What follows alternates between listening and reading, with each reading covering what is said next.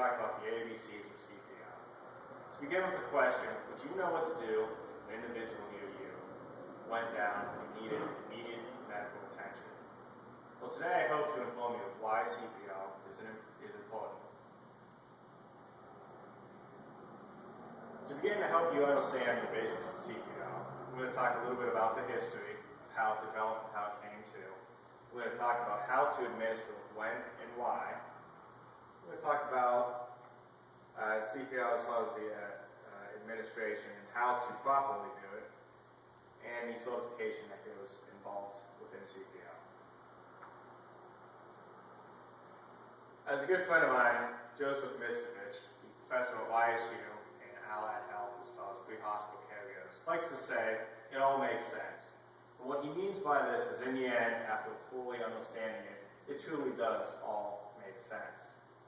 So, Peter Safar and James Elam were the founding fathers of the artificial ventilation, which is mouth-to-mouth as we know today, or mouth-to-mask. Before they invented the mouth-to-mask resuscitation, there was no actual hands-on CPR.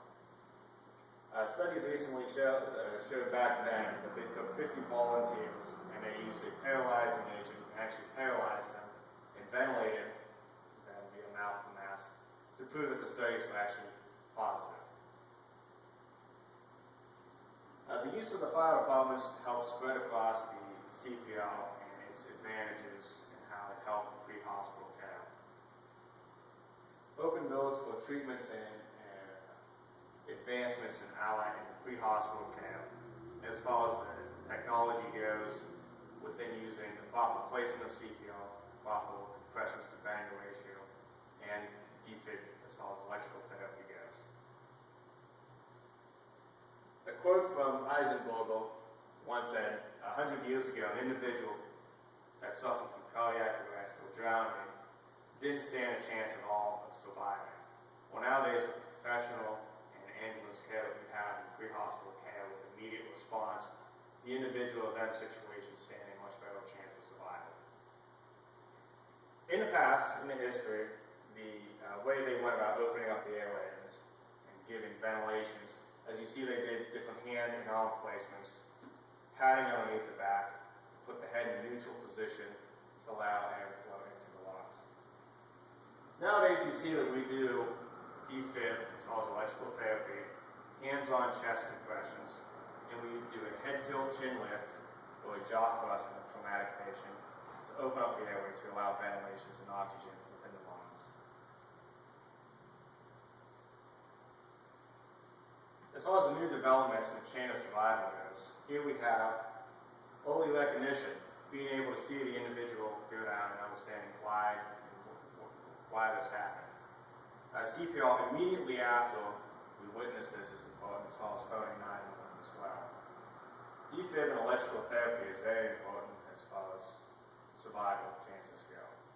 In getting advanced life support on scene as quick as possible to administer ACLS cardiac drugs.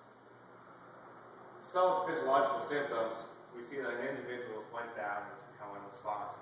We're going to check for a pulse. If no pulse is noted, we're going to move to the air. Look, listen, and feel. Looking for chest rise, feeling for any air movement.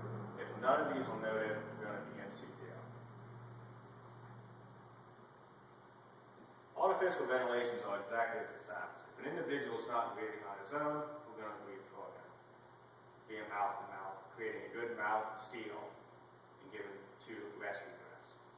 As far as artificial compressions go, we're going to do good, proper hand placement. 2 fingers on the xiphoid process. We'll place our hand right above that, the palm, interlacing our fingers, lifting up on our hands so we have just the palm of our hand on the chest. With that, we're going to conduct 30 compressions and 2 rescue breaths. After that, when an AED arrives on scene, we can go ahead and defib. With technology nowadays, with life packs that we have, it allows us to analyze the rhythm and gives us the okay if shock is advised or is not. Here we have what's called ventricular fibrillation, which is a shock rhythm, and a normal sinus, which is a good perfusing rhythm. the how to administer CPR is what we talked about. Before, again, checking, we'll see if they'll have if they're breathing on their own, if they have a pulse, if the ventilations are adequate. And this is going to change on the type of patient that we're looking at. If we have an adult versus a pediatric versus an infant. Kids are not small adults. This is going to change the depth as well as the compression scale, the ratio on if it's 1 or 2 healthcare providers. Now, in the beginning, it was ABC's airway, breathing, and circulation. Nowadays, they've shown that compressions is more important than breathing the airway. So they've changed it to compressions, airway, and breathing. Loading compressions to 2 breaths is what's sufficient. You're going to do this 5 times, it's going to be 1 cycle.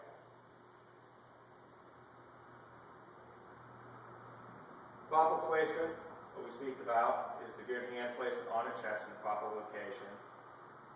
Using your upper body weight, keeping your arms straight so you're not going to get fatigued and tired out. The speed of compressions is about 1 a second, giving you 100 or 60 in a minute. Doing this to the beat, Staying Alive, or another one, Bites the Dust. If you sing that song to yourself, it'll help you stay on tact when doing compressions. Improper administration. Don't be these 2 individuals. If someone's obviously sustained an injury that's incompatible in life, there's no sense in trying to resuscitate. As much as we'd like to try, it's not going to happen. You end up doing a little harm than good. Don't be doing compressions on the abdominal. It's not successful. As long as the neck, it's not going to help. Becoming CPR certified. The reason why you would want to become CPR certified is it covers yourself from any civil liability. That and it gives you the proper knowledge behind what's involved.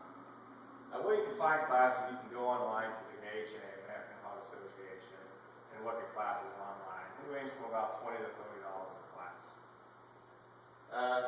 The length of class is going to be anywhere from 2 to 4 hours, depending on who's teaching and instructing it. Or you can go to your local Red Cross and get classes usually free of charge. What's going to be going on in the classes is going to be a lot of hands-on activities. You'll have mannequins. There'll be a written test at the end, and you'll have to be tested out on a mannequin. Then you will receive your certification. According to American Heart Association, 1 in 3 adults suffer from some type of cardiac disease, which puts them at a much higher chance of going into cardiac arrest, thus requiring CPR to stabilize them and buy us time until advanced life support gets on scene to go to the hospital. Well, I hope that you are able to take something home from this and understand why CPR is important. I hope that you can answer my question now. If someone around you goes into cardiac arrest or suffers from some type of disease, that you will be able to help